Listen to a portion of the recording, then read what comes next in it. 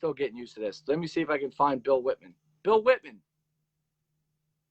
Bill, you're getting added right now, brother. Thanks for jumping on. Doherty. Yo, I love Doherty too. All high schools, right, Bill? Yep, James. Yes. Now we have a Roman Catholic alumni who's the man, the great gentleman from Philadelphia, the great Bill Whitman, ladies and gentlemen. Thanks.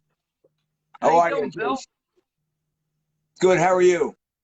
I'm great, man. It's great to have you on. Thanks for accepting my request and invitation to come on Thank to you. the show. Thank you. This is great. Now, what have you been up to lately? Playing a lot of music, playing down here at the shore. And you know what's funny? I just had Irish Joe on in the beginning of the show because I couldn't find you, but I was on a phone call 3 minutes before I started the show at 8:35, 5 minutes late. Irish Joe was like, wait a minute, Bill Whitman? I just played with him last night. So you were just playing at Tacos and Tequila last night with the great Irish Joe. Yeah, it was really weird. I was with a bunch of friends, Johnny O'Callahan, and Mickey and those guys, and we went over to Tequila and Taco for, to sit down, have a beer, and get something to eat. And he's there. It's funny. It's like he asked John to come up for a song, and he kept the one song, I forget what it was now. He's pounding on the side of the drum. And I said to him, you want a drummer? And he goes, yeah. And he turns around and he's got one of the box drums, the cajon. And I said, no, I'll be right back. I got my own drum. So I went down the street to the car and got mine out and ended up playing him with him the rest of the night. We had a great time. It was fun. Never played with him before, but everything's consistent. So it was a good time. Amazing how that happens. And you just had it. It really is. Really is. How do you carry that drum of yours? What about the drum? How do you carry it? Like, what do you put it in a bag or? Yeah, I've got a bag. It's right here. It's a bag like this. Okay. Okay. So it's like a musical bag. I'm thinking we should build you like a Kazan foam big suitcase, and we'll put it in that. And you can carry it. The drum's in there, and then I have a backpack that I carry that has all my electronics in. Because I have it, so it can be wireless now. So I keep those separate. But that's, it's fun. Every once in a while, walking someplace, I'm going to say, hey, got the drum with you. Or somebody like Matt McDonald from No Irish Need Apply. I'll walk into a bar, sit there, and he'll go something like this. And I'll say, yeah, it's in the car. He's like, go get it. Just fun stuff. I mean, you play with all the best bands in the area. No Irish Need Apply, Jameson. You play with Irish Joe. You play with Ray Coleman, Seamus McGurry, Tunes and Pints with Seamus and CJ Mills. Yep. I play with all of them.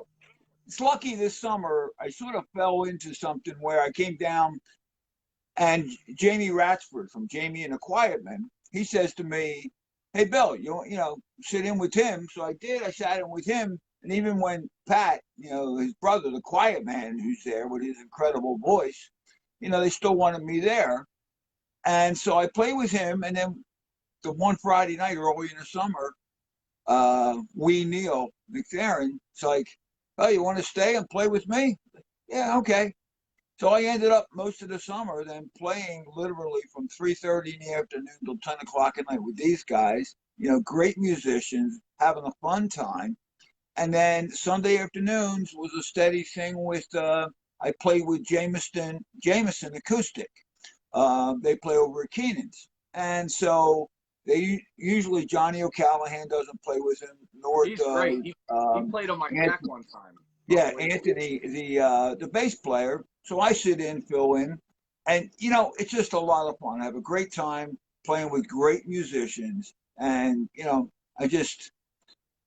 learned when I was playing with the Shanties, who I play with a lot. These guys are in there for the enjoyment of the fun, of the music, and just, getting the people to enjoy it. And I learned that's the thing you take away. You take away that enjoyment. Right. Now what are your favorite well, I don't want to put you on the spot and kill you like that, but I was talking to your buddy Irish Sean McMullen down the shore, Anglesey Pub. You played there Right. plenty of times, right? Yes, we are. We're good And friends. he carries the whiskey. He's a big supporter of the whiskey. So I just want to give out shout out to Anglesey Pub, and he just opened his bar, I believe, last weekend on Friday or something like that. And if you're down the shore, check out Anglesey. Go in for a pint, go in for a bite and a pint, and maybe a shot of pops, and raise a toast to your ancestors, and give some support down there, because he supports a lot of people. He supports a lot of bands. He really does.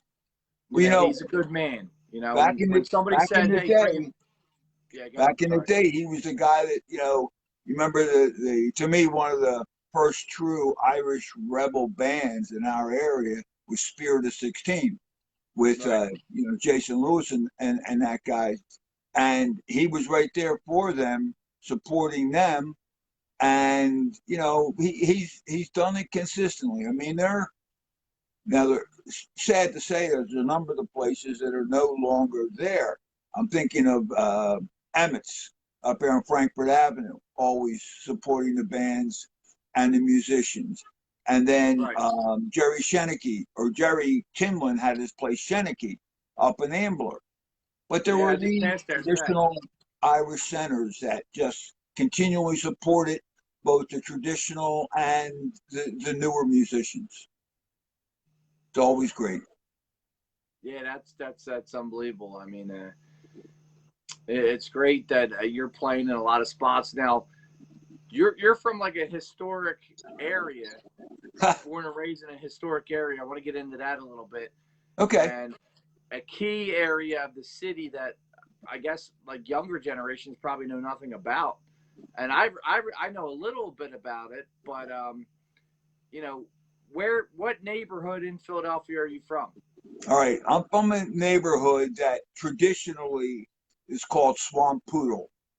Yes. There's a lot of theories as to why it's called Swampoodle, most of which is that when the Irish came over in the early to mid 1800s, that the land was mostly swampland. And it was the only thing that they could afford to buy or were allowed to buy. And then ultimately it was cultivated into farmland and then into residential housing. And it was like a huge enclave. There was the Swampoodle area, which was St. Columba, named after St. Columkill from Ireland. And then the next parish over was Corpus Christi, which is in the area that was called Paradise. And then the third parish over that connected it at the other end was in East Falls called St. Bridget's. So there was this huge Irish enclave in the city there. Now, there were a number of others at different other parts of the city, but that was where I grew up and where I learned about, my Irish heritage and coupled it with, I mean, guys by the last name of O'Brien and Rodden and, Kellett, that McGee, that's all I knew. So it was a good area and a fun area to grow up in. There was wasn't there another Irish neighborhood across the river that would have been between the zoo and Drexel and Penn? Yes. I'm losing. Yeah, Jesus, I'm forgetting now. I forget the name. Is it Corktown or Cooktown? Corktown, I think it was. Was it Corktown? Yeah, I think it was. I could be wrong. That was a place where I was thinking about putting a distillery if I can find a little house type building. I'm in the process. I don't care if anybody knows because I don't give a shit. But I'm in the process of trying to find houses or little houses or little distilleries or that would look like speakeasies that would be so we can tell the story of Irish of old and alcohol and bootlegging and all that crazy stuff is of a legend and a lot of crazy stuff, but it is what it is, and you got to tell the story, and you got to tell the stories of the graves, and you got to reach your hand out in the graves and pull these stories out of the graves sometimes, and I think that's what it's about, That would showing that connection. I can remember, growing up as a kid, and just always having cousins and aunts and uncles in and around us. And but you always had those connections. You always had the to know, you knew where you came from. My grandmother, who we lived with, and she was Right. like, from Cork, Right. Mayo. And she always said this, and I asked my daughter to try to look it up, being the history major that she is. She always talked about a little bit of Tyrone. I have no idea to this day what it means, but I don't ever tell Ray Coleman that. Right. Exactly. He's the. You know what's funny? Because I say, Ray, my ancestors actually. He's like, oh, the ships, and he messes with me about my speech. And Yep. this speech, my speech, by the way, came to me at the cemetery where I blacked out and just had a bagpiper, a famous bagpiper by the name of Kevin Wilson of the Bridgeport AOH, and he resides close to Glenside. He was by there, and he played Amazing Grace, and it just came to me. And I talk about the ships and the ancestors. He's like, oh, the ships and the ancestors. And I said to Ray, you came on a plane, not like the ships, like my ancestors or our ancestors. So if you see Ray, say, wait a minute, Ray, before you go any further, you came to America on a plane, very, very, very, very fancy, with probably a drink and peanuts and a 5-course meal, unlike my ancestors that had to fight for a meal for 8 to 12 weeks on a ship. And he'll know exactly where I that got it came from. if you tell him that. Well, it's funny because I played with him a day or two before he was leaving to go back to Ireland, where he is now. And then he's coming. He'll be back here in right before Irish Weekend to play over down the shore for Irish Weekend. So I will be sure at that point to make Yes, sure he please, knows. yeah, break his stones because he breaks mine all the time, and it's Oh like. my God, all the time, he does it to everybody. He does it But to anyway, every. let's throw him out the window right now. Let's talk about the famous Bill Whitman from Swampoodle, Philadelphia. And you had a well. First, let's get into this. You were talking about your childhood, and we talked about Connie Mack Stadium and Shibe Park. What did you do around that stadium at the time when you were a child? We lived a block and a half from the stadium. I lived on Somerset Street, which was the street on the back side. It was bordered by Lehigh, Somerset, 21st, and 20th Street.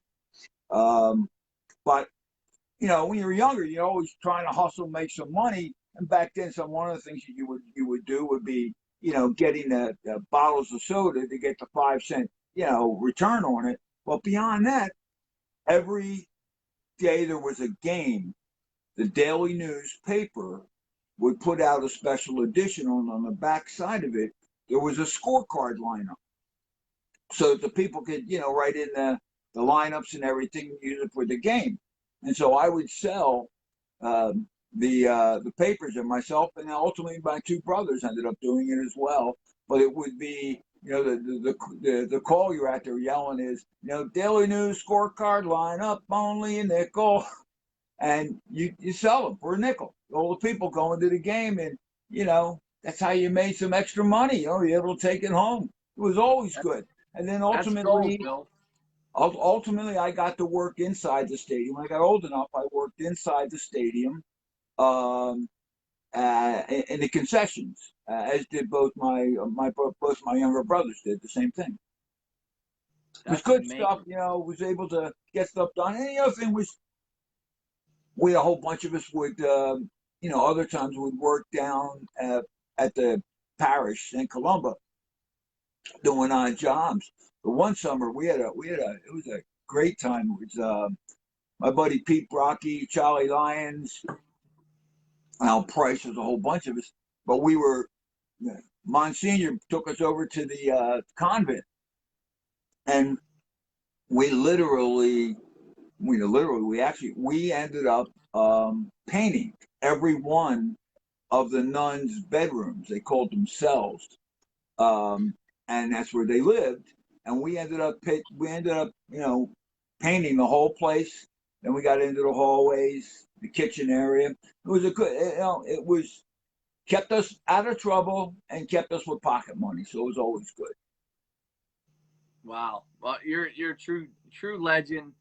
Um, you're one of a kind gentleman that, like, you support everybody. You supported my whiskey since I started. Pops Can whiskey. You've been giving it out as gifts and stuff like that, and buying it and giving it out as gifts, and Yep. tremendous support.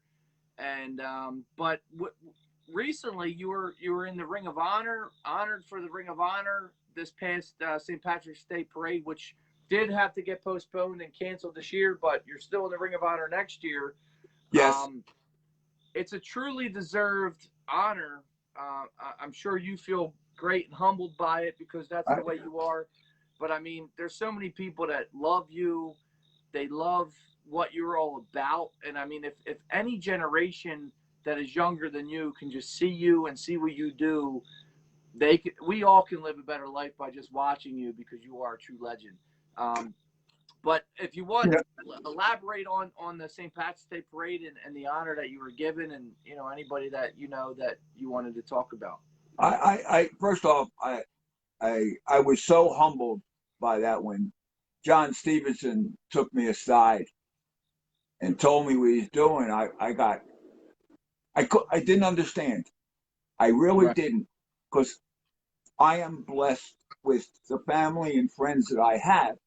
And my friends in the Irish community, people who I see in that role, been honored by that. People who, they make sense to me. And then when John says, "Yeah, but you," it's like I to this day I am humbled by that honor. Again, we'll be carrying it through into the next parade year, so that my other Ring of Honor members, as well as Mike Bradley as Grand Marshal, it will get carried through. And I'm happy that they were able to do that, particularly for all the other people. And just so you know, I'm seeing the posts that are being made here, and there is that joke within the Irish musical community in particular that Bill Whitman is everywhere. And they tease me about it because, and I guess it was about 4 or 5 years ago, Mike Boyce posted somewhere, "I figured it out. You know what? Bill Whitman isn't everywhere. He's got doppelgangers.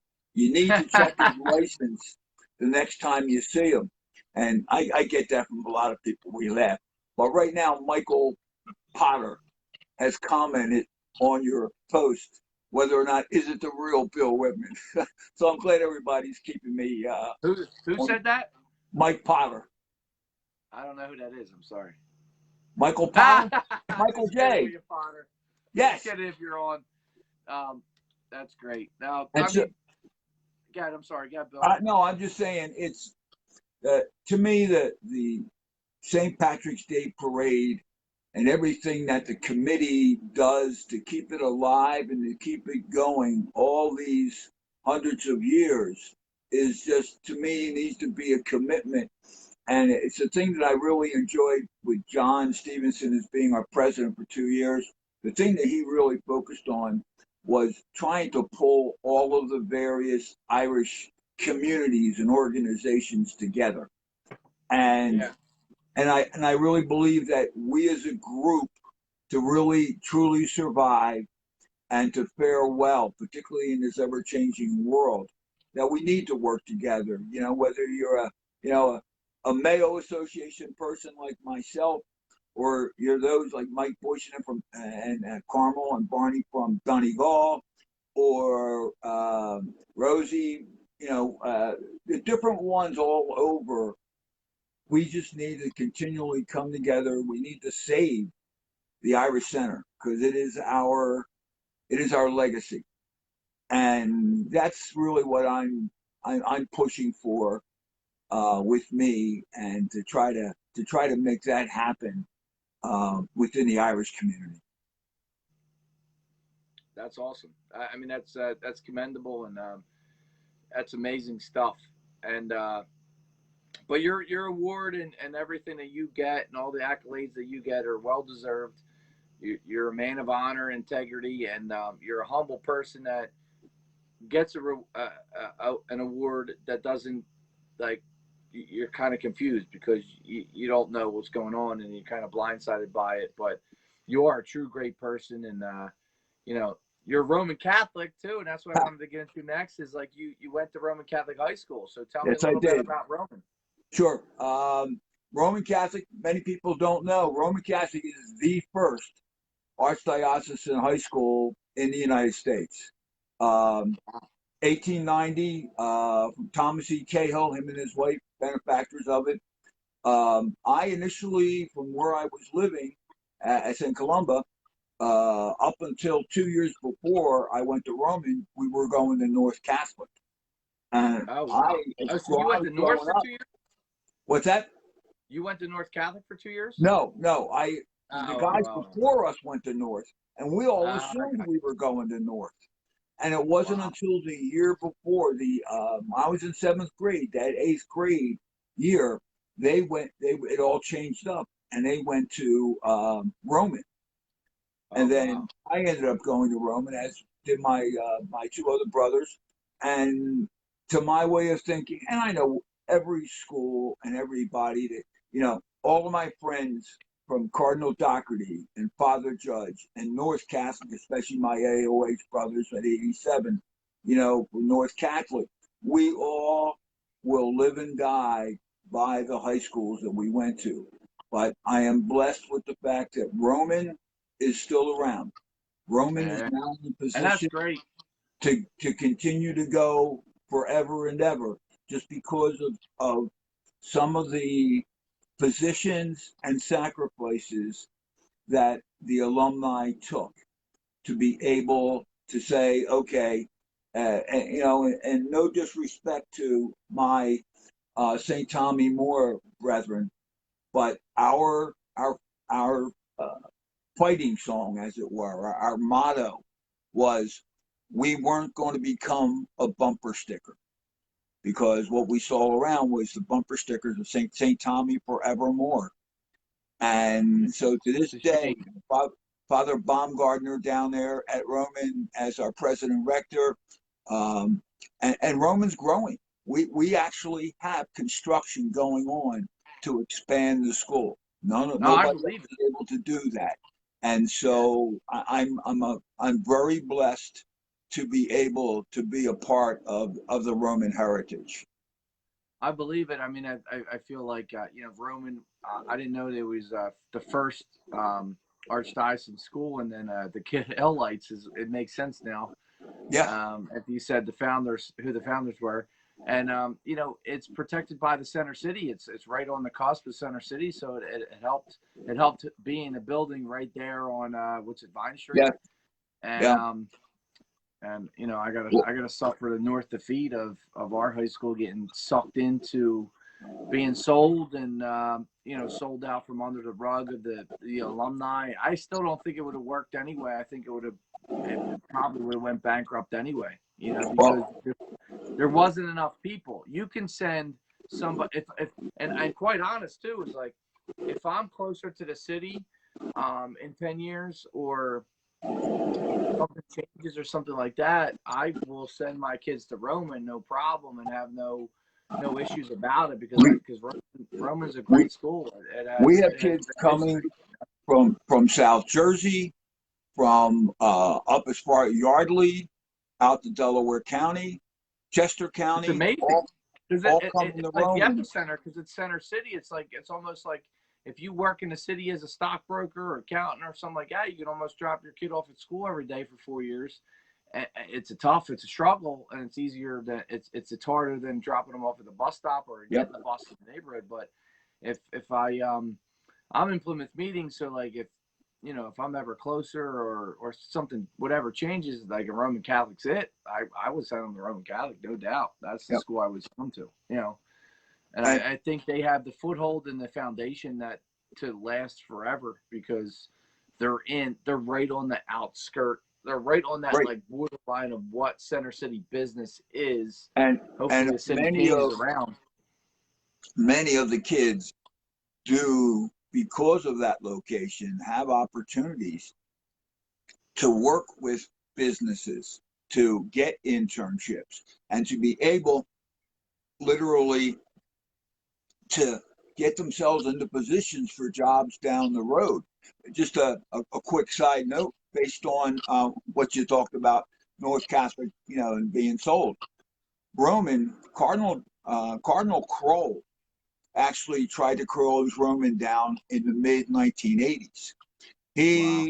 We didn't realize it at the time, but ultimately a group of alumni went into him and said, okay, what do we need to do? He set out certain parameters, and he said, okay, fine, if you can meet these. He never once thought that we would be able to, meet that objective.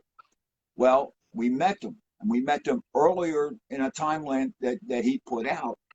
But later on, what we found out was he actually had been offered, I think it was $10 million from Hahnemann Hospital to take to the property at Roman to be able to purchase it for $10 million, so he could put a parking garage there. So Hahnemann could put a parking garage, and now Hahnemann doesn't exist, but Roman is.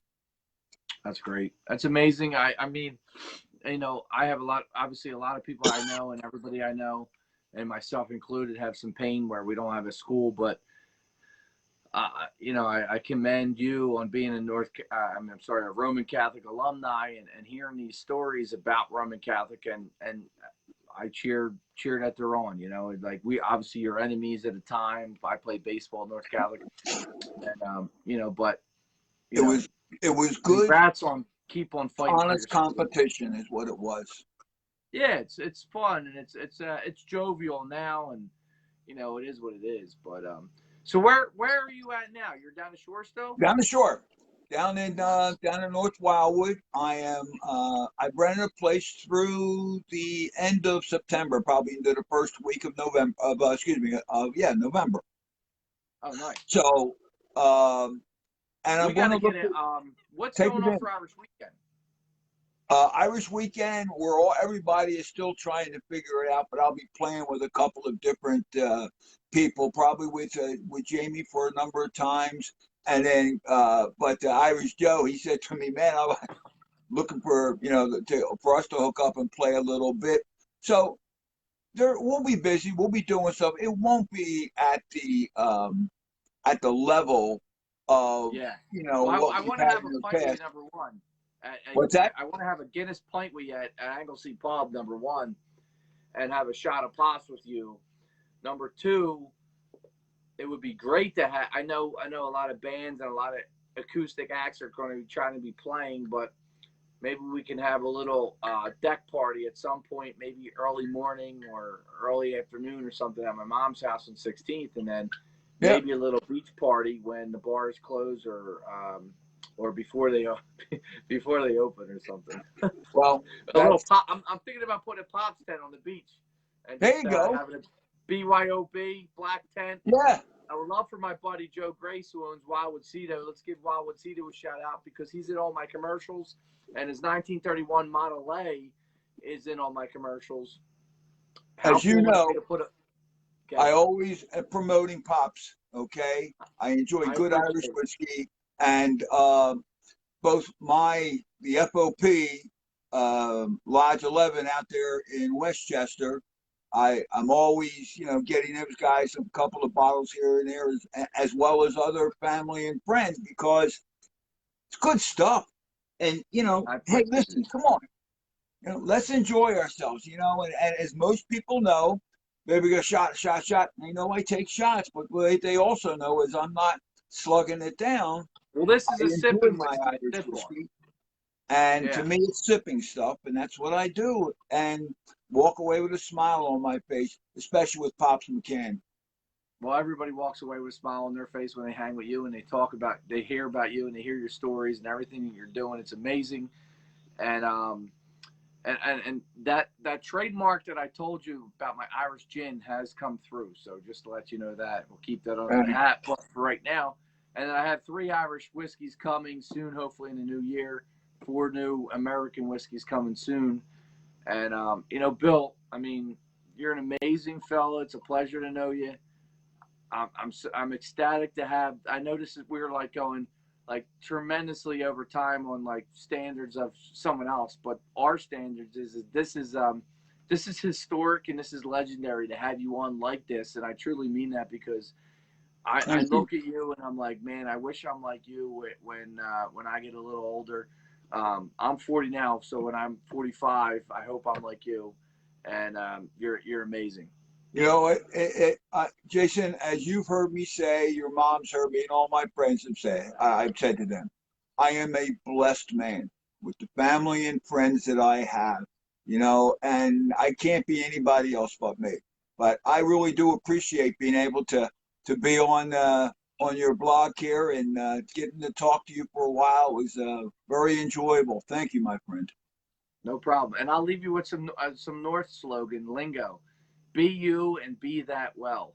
that fits you, even though you're Roman Catholic. But you probably, if you were 2 years prior, or the boundaries stayed the same, you would have been absolutely Catholic. That would have been crazy.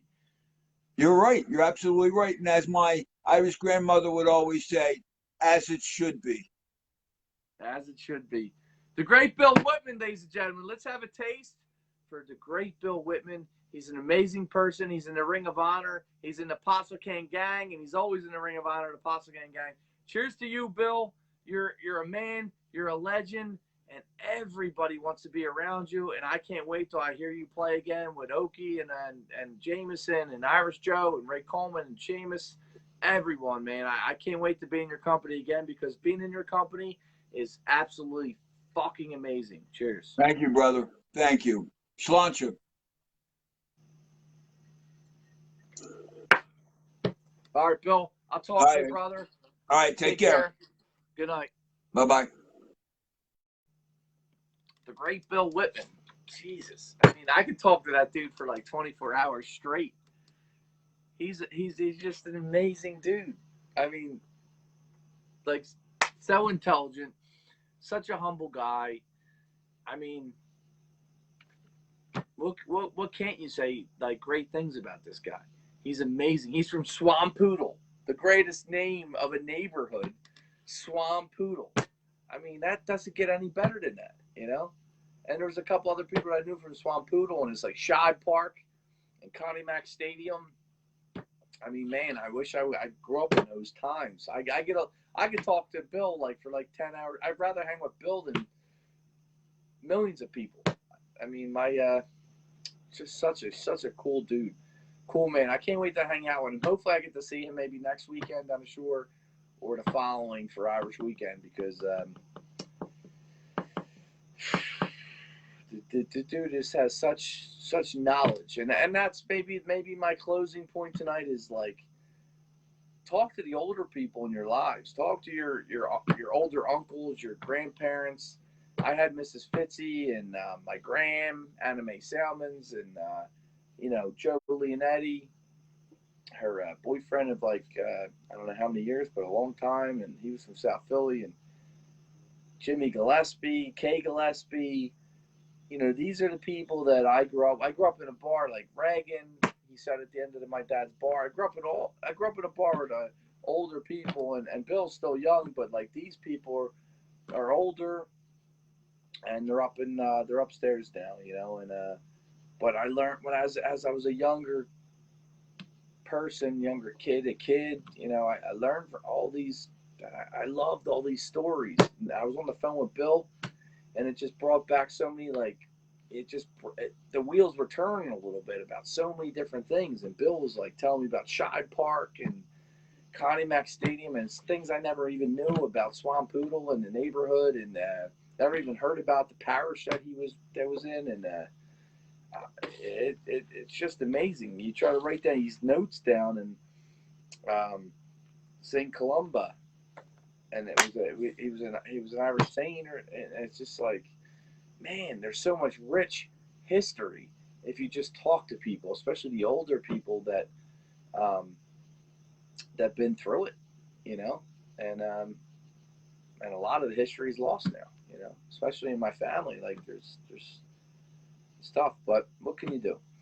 So my suggestion is to just talk to the people that are older in the family. Maybe go to a nursing home and talk to, volunteer and talk to some of the older people about their lives, and maybe talking about their lives and letting them tell you about what they had to endure, grow up in, deal with, and maybe your life's not that bad. Maybe your life's absolutely fucking easier, way easier than what they had to go through, because they had to hustle the hard way.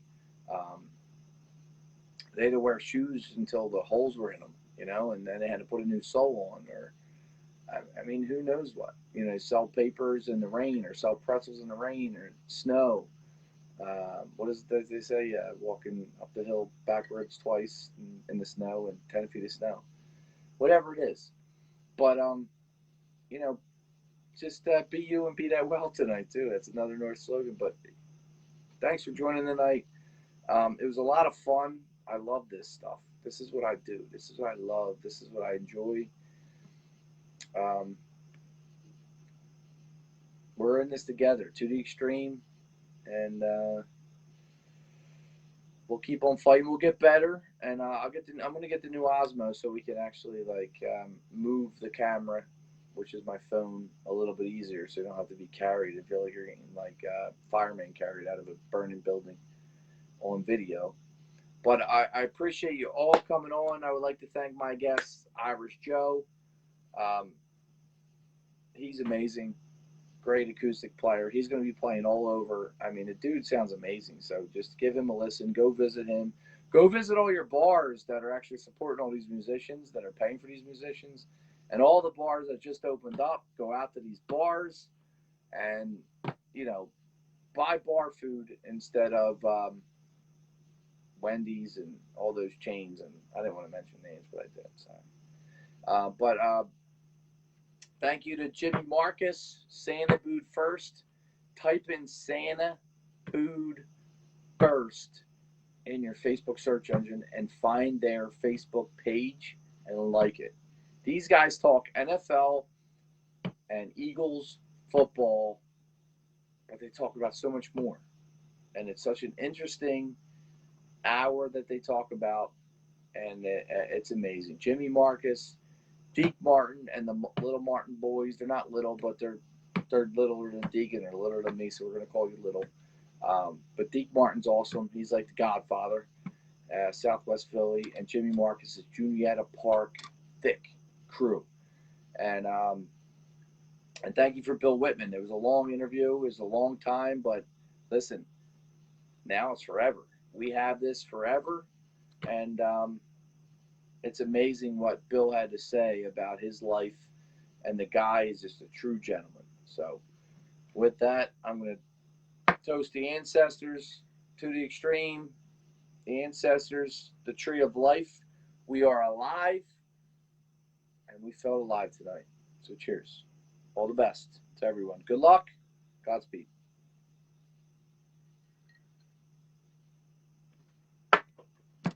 Peace.